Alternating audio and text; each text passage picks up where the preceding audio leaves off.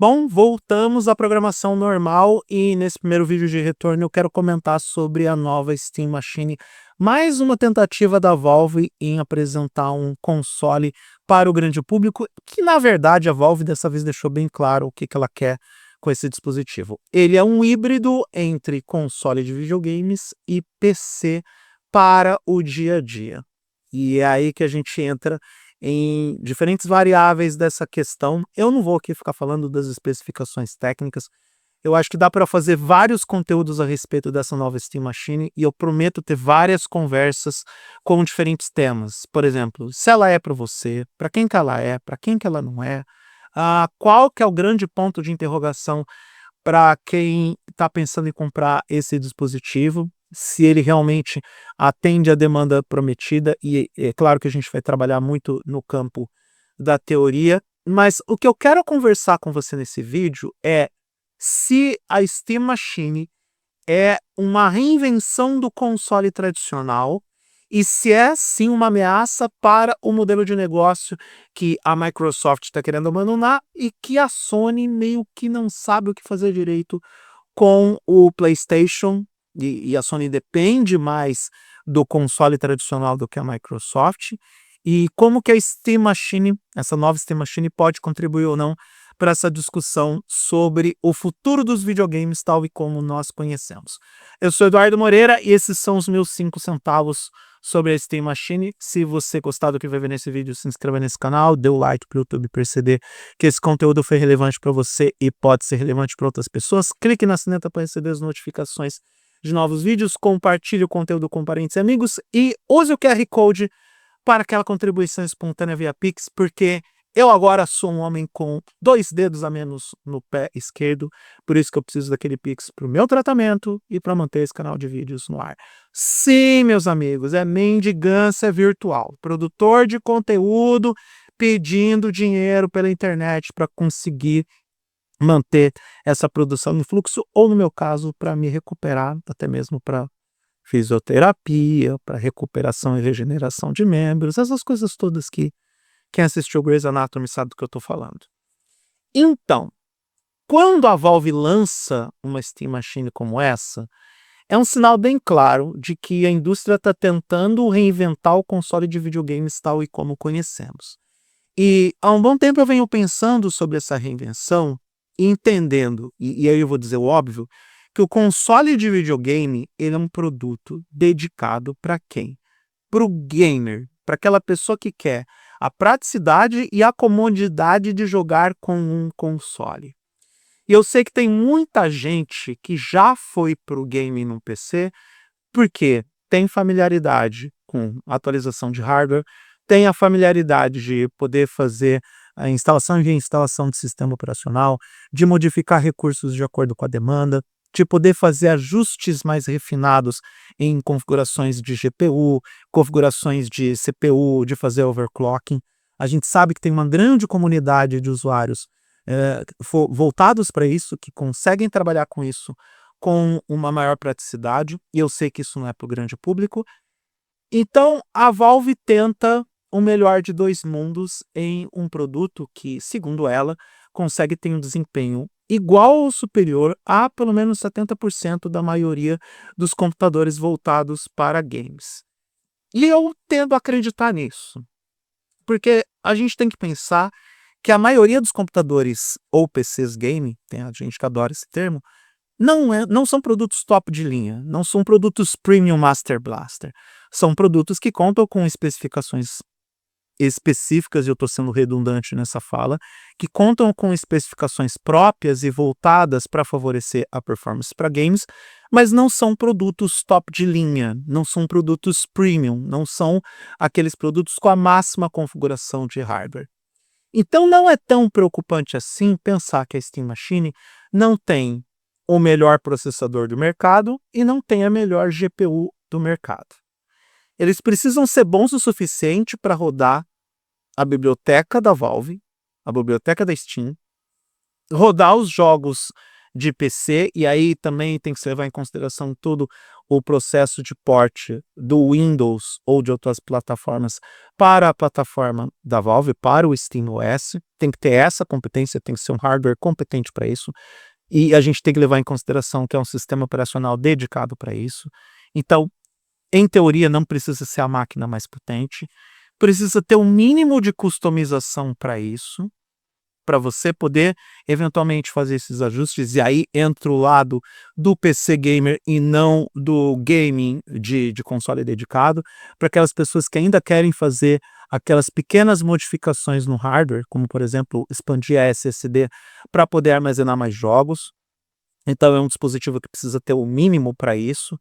Então,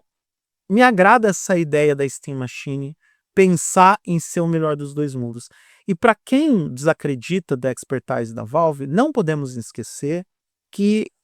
eu não digo que ela tirou do nada, mas ela acabou vencendo num segmento que é o de videogames portáteis, que na verdade são pequenos computadores encapsulados em formatos de videogames portáteis, e óbvio que eu estou falando do Steam Deck. A Valve venceu em um terreno onde outras empresas, incluindo Lenovo, Asus, enfim, outros fabricantes, já contavam com essa expertise, já contavam com essa visão, já entendendo melhor o conceito de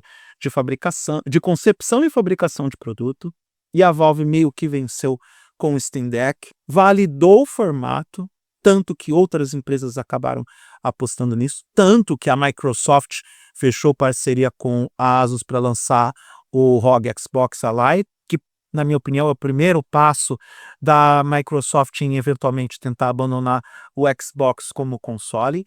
E agora, com a chegada do Steam Machine, ela antecipa uma ideia que a própria Microsoft teve em aproximar o console de videogame ao máximo de um PC gaming de alta performance. E com isso, lançar um produto mais premium, um produto com um preço mais caro, uma demanda maior, algo que a Microsoft também meio que já antecipou em prosa e verso,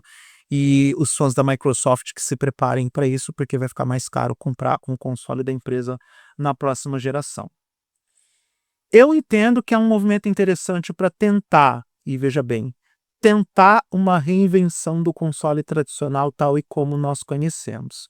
É uma tentativa, porque a gente sabe muito bem que esse modelo de console tradicional,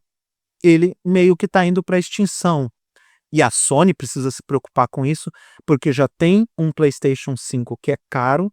que ele é potente, mas ele não é tão potente quanto um PC Game. E se todo mundo trabalhar com essa ideia de reinvenção de proposta de console de videogame, de aproximar mais de um PC e de oferecer uma proposta híbrida entre console doméstico e computador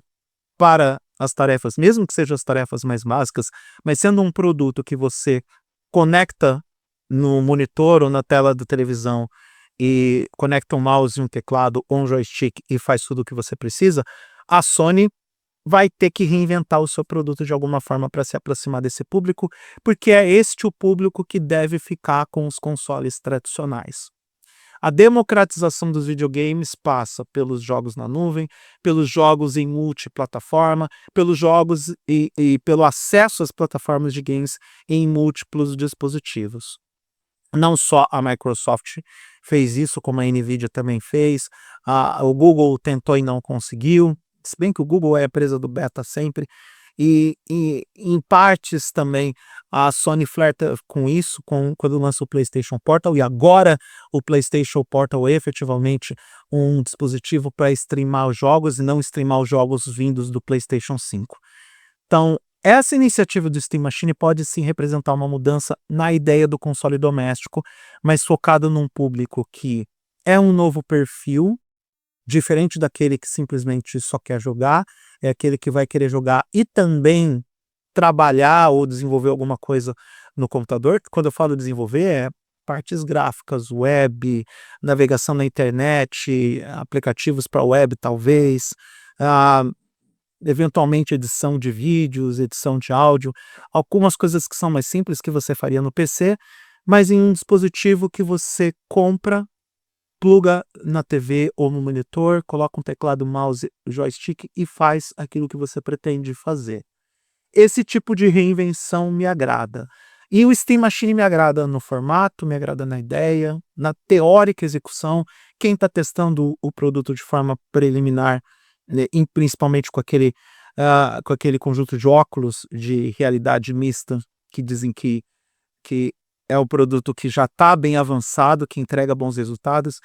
Então, o Steam Machine me agrada bastante.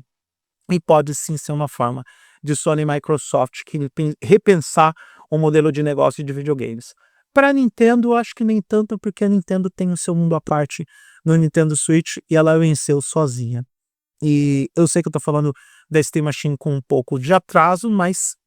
pelo menos está aqui. Eu sei que algumas pessoas se interessariam pela minha opinião sobre isso, e está aqui a minha opinião sobre a nova Steam Machine. Digo nova porque lá no meio da década passada, 2015, 2016, a Valve tentou lançar um computador com formato de console e não deu certo. E essa é uma tentativa muito mais madura, muito mais robusta, muito mais consciente do que pode entregar do que aquela de uma década atrás. Vale a pena você ficar de olho na Steam Machine. Pena que o preço desse produto deve ficar salgado aqui no Brasil, mas isso é assunto para outro vídeo.